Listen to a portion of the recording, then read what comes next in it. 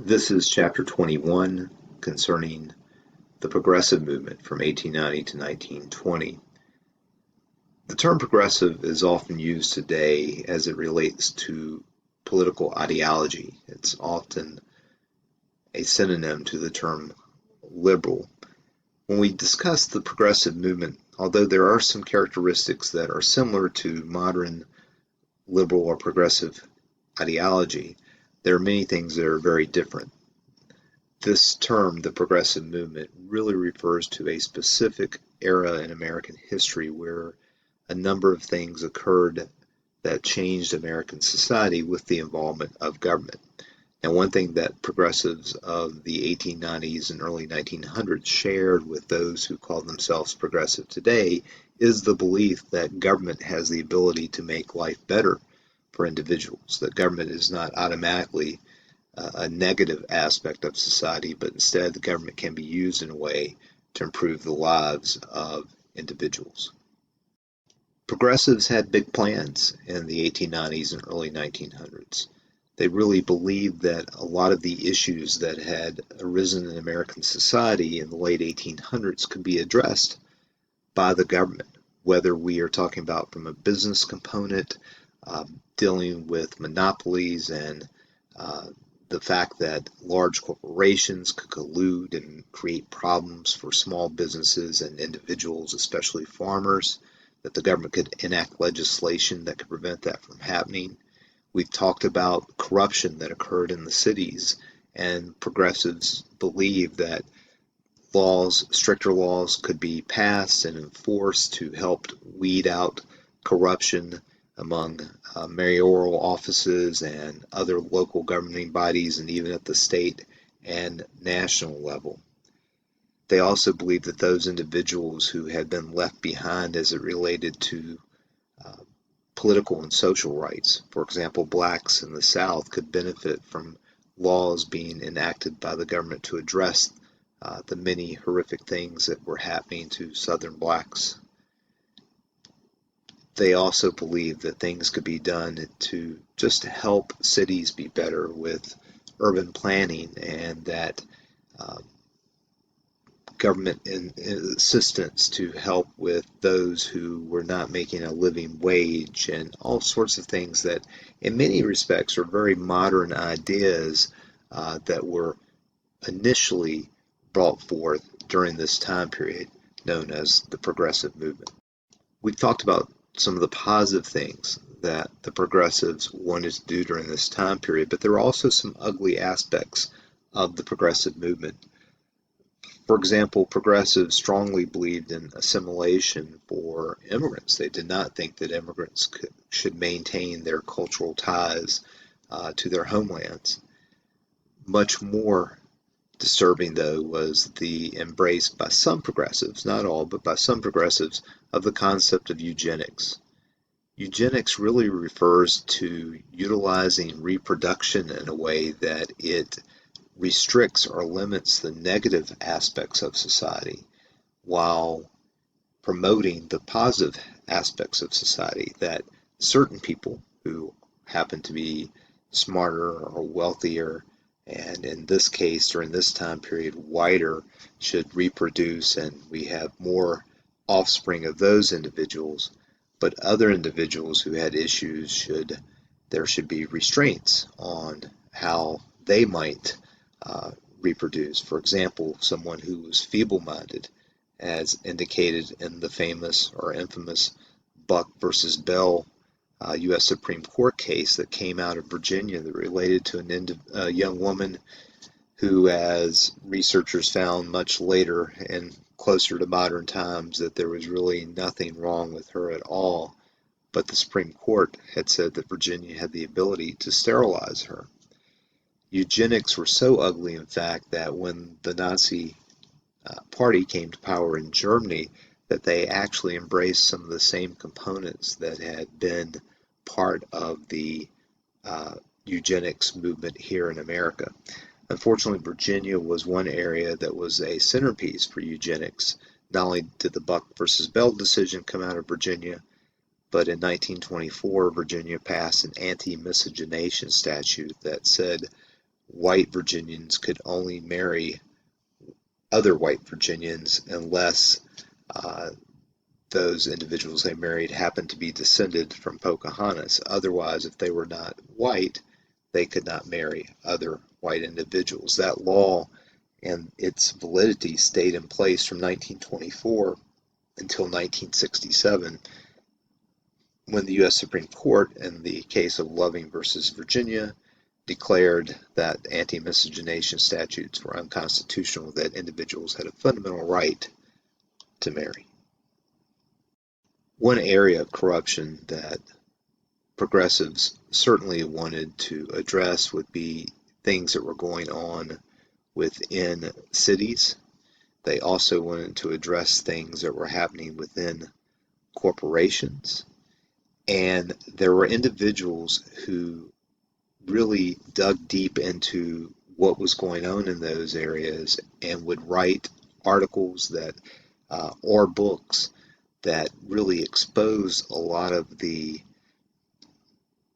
negative aspects of those areas to the general public so that people could read what was going on in those situations.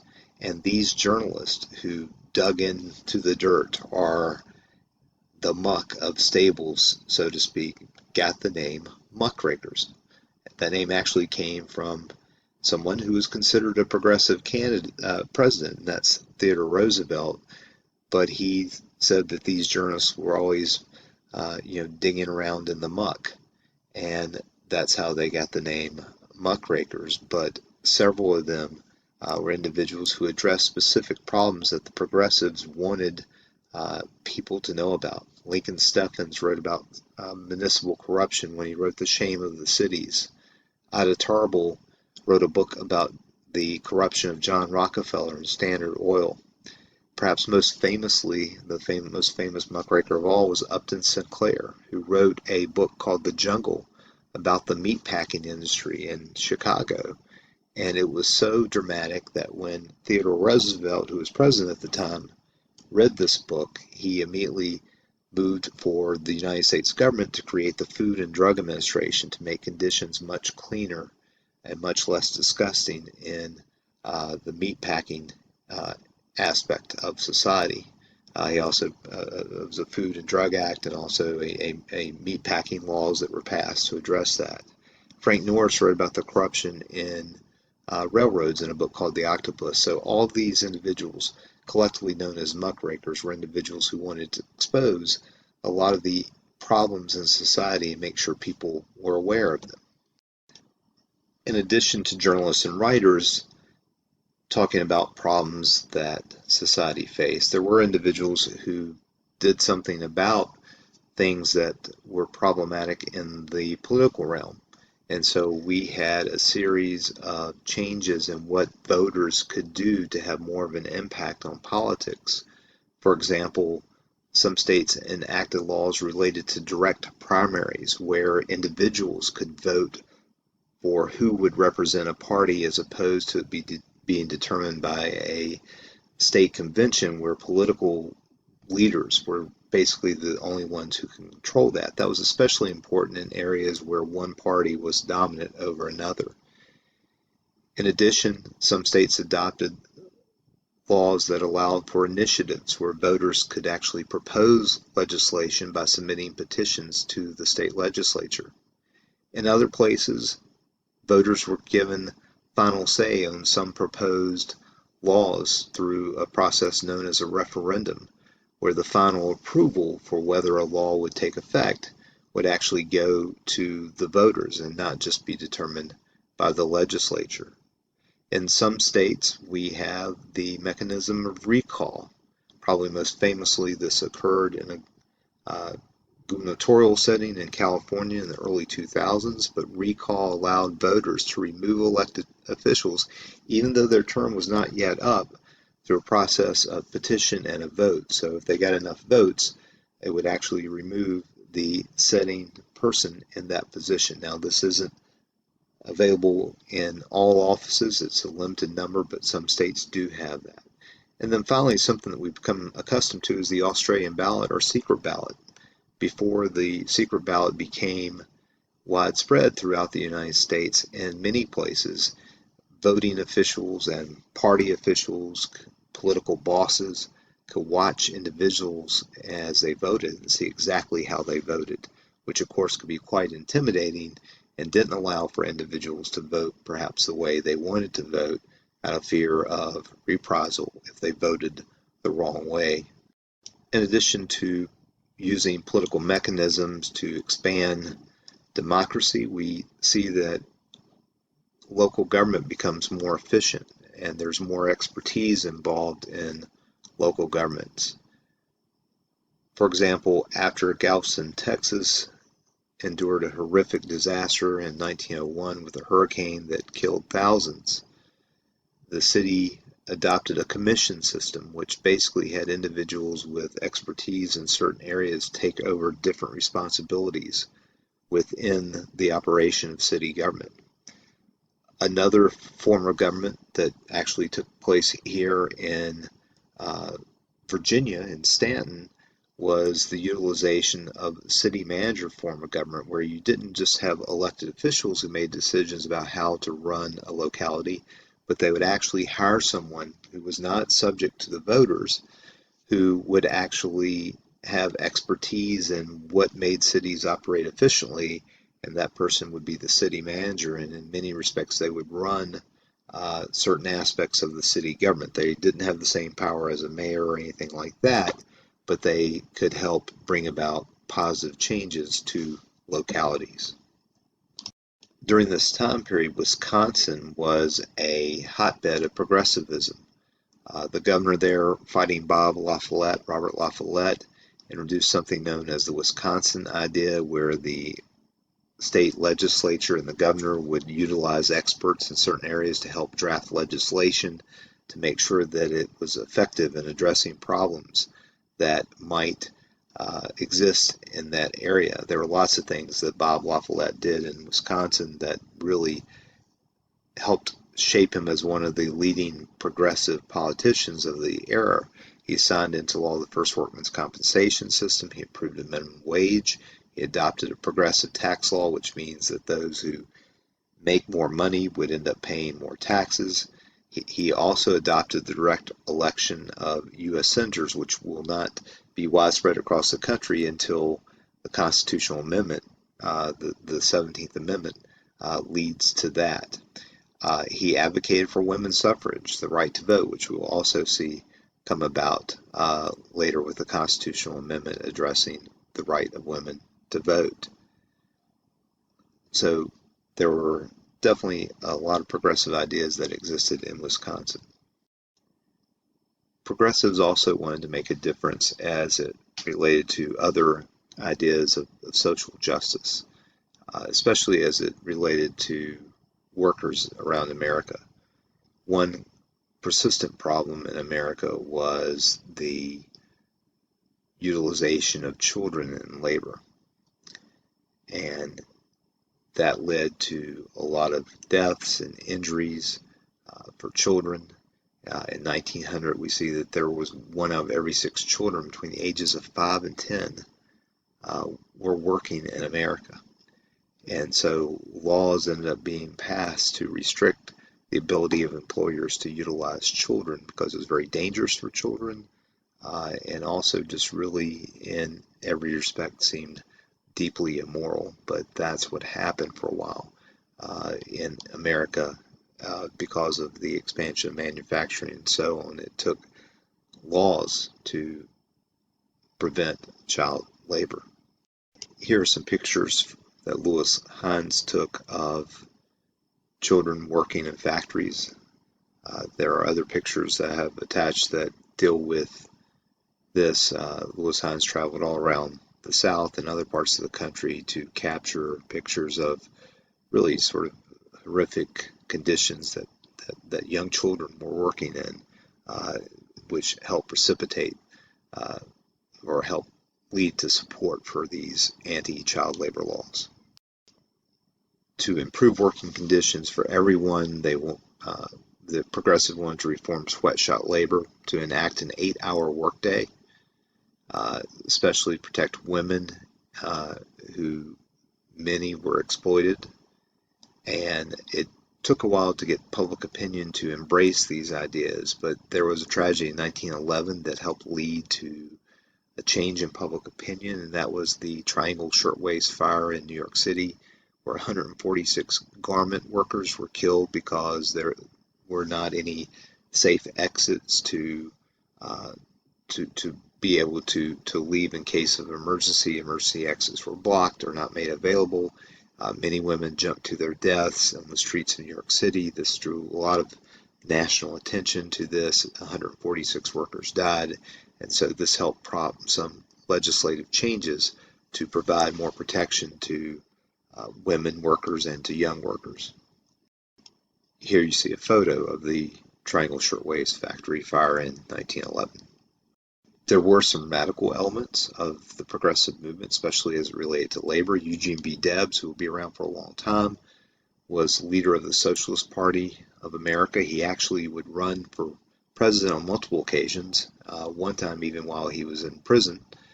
Another group that was known for its radical views would be the Industrial Workers of the World, or the Wobblies, who were led by someone known as Big Bill Haywood.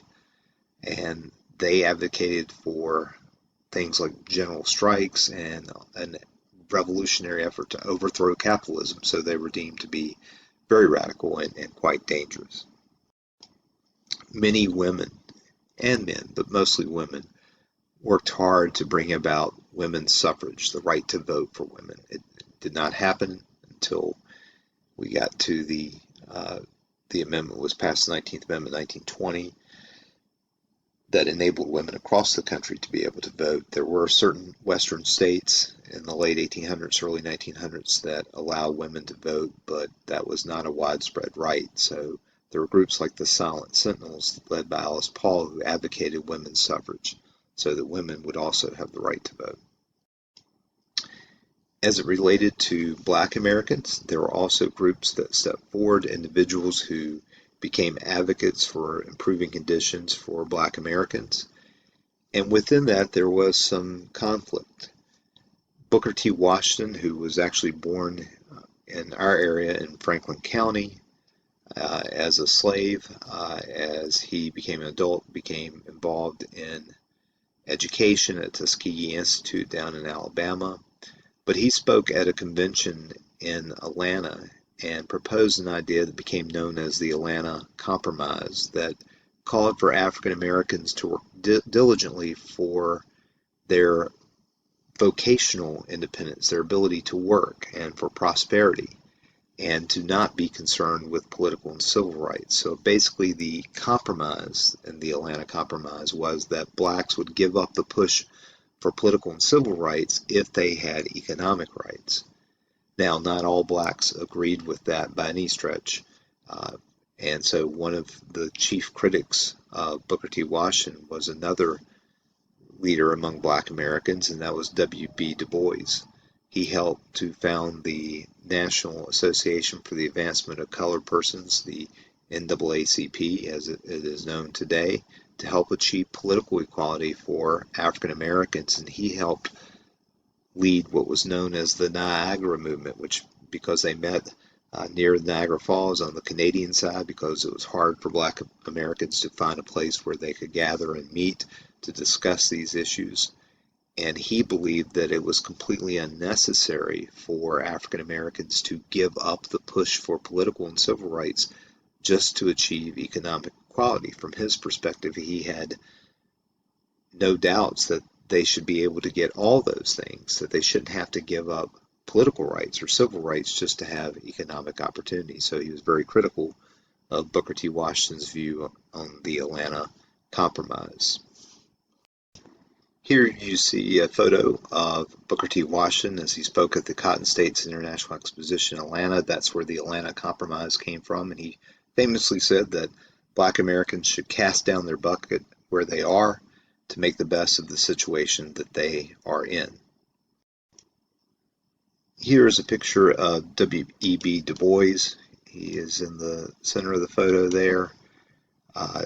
This photo shows the individuals who met in Niagara to help set up the NAACP. And again, W.B. Du Bois had a very different approach that made him critical of Booker T. Washington's Atlanta Compromise. He did not think Black Americans needed to give up political rights or social rights in order to have economic opportunities. So he disagreed with Booker T. Washington about those things.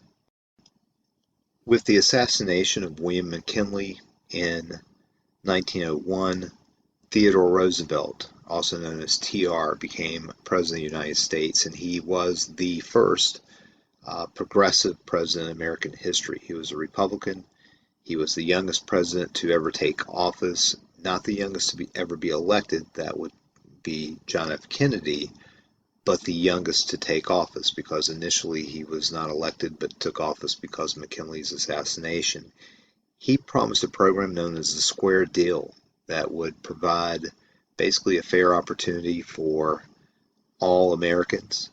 It's the first of a lot of terms that we use among presidents that had the word deal in it. Of course, his distant cousin, Franklin Roosevelt, will propose the New Deal later on to end the Great Depression. We get to Harry Truman in the late 1940s. He proposes the Fair Deal, so that term is used a lot, but Teddy Roosevelt uses it to come up with the Square Deal. And so he wanted to break up some of the large trusts, the monopolies that existed in corporations. He was the first to be a trust buster, to make things more fair for competitors. And he was the first president to actually show some sympathy towards workers in the 1902 anthracite coal strike in Pennsylvania. He pushed for a settlement. He put pressure on corporations, something they were not accustomed to. And he was the first president to really wanted to conserve land, utilizing his chief of U.S. Forest Service, Gifford Pinchot, to basically cut off a lot of land and natural resources that would be used for the benefit of all Americans, that mining companies and petroleum companies would not have access to through what was known as the National Reclamation Act of 1902. So he was really our first environmentalist president that we had. I mentioned Teddy Roosevelt when we talked about Upton Sinclair's The Jungle. He passed the Meat Inspection Act. He passed the Pure Food and Drug Act to help provide safety to consumers. And he was a president for about 7 years, and he could have run for another term in 1908 because the Constitution at that time did not limit how many terms a president could serve. However, the tradition set by George Washington, the first president, had been 8 years, and although he had served 7 years and only been elected once, he chose not to run in 1908. Instead, his vice president, William Howard Taft, actually won the election, since Roosevelt did not choose to run. However, Taft and Roosevelt, there would be a rift between the two of them, connected to some things that Taft did, even though Taft was quite progressive as well. But Taft ended up firing Gifford Pinchot, and that led to rivalries between the two of them, which would lead Taft to run as the Republican candidate in the 1912 election, and Teddy Roosevelt to run as a third-party candidate called the Bull Moose Party, which would open the door to the Democratic candidate Woodrow Wilson winning the 1912 election. So, as we mentioned, Woodrow Wilson wins the 1912 election. He was a native Virginian who was born in Stanton, up in the Shenandoah Valley. He had been president of Princeton University in New Jersey and became the governor there. And then he runs and wins the Democratic nomination for the 1912 election.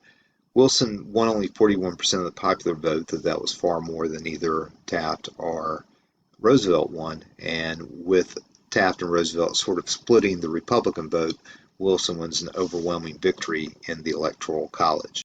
Wilson was, in many respects, a progressive. We'll talk about that more in the next slide. And he had a progressive plan that he referred to as the New Freedom. He wanted to attack the triple wall of privilege. And what was the triple wall? It related to tariffs. Tariffs were very high during that time period, which of course hurt consumers. He wanted to go after banks, control them, and he, like Roosevelt, and to an extent, like William Howard Taft, he wanted to continue to bust up some of the trusts or monopolies that existed in the business world. So he pushed through the Underwood Tariff Bill, which significantly reduced tariff rates. We'll see that changes in the 1920s leading up to the Great Depression, but for this time period, tariffs were reduced, which helped consumers. He also pushed through something that's still in effect today, the Federal Reserve Act, which created the Federal Reserve to handle monetary policy in the United States. And with that, he created regional reserve districts. So if you happen to look at a dollar bill, it will tell you which Federal Reserve District it comes from. The closest to us would be in Richmond, Virginia. And then the Clayton Antitrust Act, which was basically up to that point the strongest antitrust legislation that had existed. So Woodrow Wilson did push through some progressive legislation, and in many respects, he was a progressive, as I indicated. He helped push through a Federal Farm Loan Act, which was, again, uncommon for the federal government to provide direct assistance to anyone. He helped push through the Lafayette-Siemens Act, which provided for workers' compensation for individuals in the merchant marine who served on uh, vessels at sea. He pushed through for federal workers the Workingmen's Compensation Act, which later on became known as workers' compensation, but this was sort of a new idea as well. We mentioned that in Wisconsin, where individuals who were hurt on the job would receive certain amounts of money and their medical bills would be paid for. This was very different than how things had been early on during the Second Industrial Revolution when America became an industrial power. If you got injured on the job, you were just plain out of luck. Even if you got killed, there was no recompense for family members or anything along those lines. He nominated the first Jewish member of the U.S. Supreme Court, Justice Brandeis. However, there were also things about Woodrow Wilson that clearly indicated from a personal perspective that he was not fully progressive. He did accelerate segregation in the federal government, separating the races within the federal government. It's not going to be until after World War II in 1948 when Harry Truman is the president who integrates the federal government. He expressed admiration for the Ku Klux Klan. When we get into the chapter on the 1920s, we'll talk about the growth of the Klan. There were a lot of things happening that benefited the Ku Klux Klan during this time period, and he expressed admiration for them. He said he distrusted all hyphenated Americans, so a lot of immigrants who came to America, Italian Americans as an example. That would be a group that any group really, other than whites, would Americans who traditional with long-standing ties to the country, he would distrust, and he opposed women's suffrage. So while he was progressive in some respects, in many respects, Woodrow Wilson was not progressive at all. So the progressive movement succeeded in some areas, failed in others, but there were a whole series of amendments that were considered progressive that came into effect as part of the U.S. Constitution. The 16th Amendment gave Congress the right to implement a federal income tax. So it wasn't until the 19-teens that the American government had the ability to collect income tax. The 17th Amendment provided for the direct election of senators. It meant that the voters could pick their U.S. senator. Prior to that time period, in most states, we mentioned Wisconsin being one of those that had provided for the direct election of senators, but in most states, the state legislature would select the senators. So you had representatives in the U.S. Senate who were not chosen by the people themselves. The 18th Amendment was passed. Now, that was for prohibition. Now, that may not sound like a progressive idea, making it illegal for individuals to consume alcohol or to manufacture and produce alcohol. But it was considered progressive because during that time period, alcoholism had had a significant negative impact on families. And this was an idea to help protect some of the interests that, especially for women in the home, for families in the home, that a lot of money that had been spent by husbands on alcohol would instead be dedicated to women and children, wives and children in those homes. And then the 19th Amendment, women's suffrage, gave women the right to vote. That was ratified in 1920. So a whole series in the 19-teens of amendments that were considered progressive in nature that, of course, are, with the exception of prohibition, still in existence today. Prohibition was repealed in the early 1930s with the passage of the 20th Amendment. As always, make sure you go through the slides for Chapter 21 and study them in detail, as I kind of skipped around a little bit, but this covers most of that material.